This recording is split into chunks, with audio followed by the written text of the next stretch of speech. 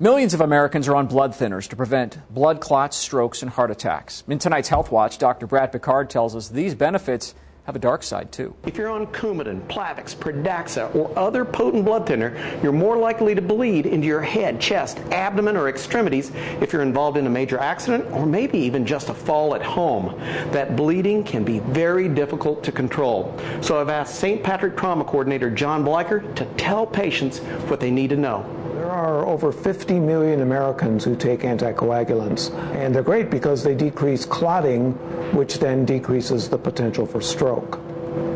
If you take these anticoagulants, and no one's suggesting that you shouldn't, even minor trauma should prompt you to take a visit to the emergency department. And, you know, we're not talking about massive thing that you would call 911 for, but the kind of falls where people might not even come into the emergency department if they didn't take these medications. And what can happen is you can have a really small bleed in your brain that would normally clot itself off, but because you're taking these medications, it just gets bigger and bigger and bigger. It can go from being disabling to actually killing people. When you get here, you need to tell people that you take an anticoagulant. The problem with some of the newer medications like Pradaxa is they work great and you don't need to have regular blood tests like you do with Coumadin, but we don't have reversal agents for those.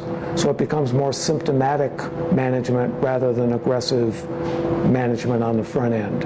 Bottom line, no one is saying to stop taking these drugs. Just be aware of the potential, do what you can to avoid accidents, and have a low threshold to get medical advice. For Montana's news station, I'm Dr. Brad Picard.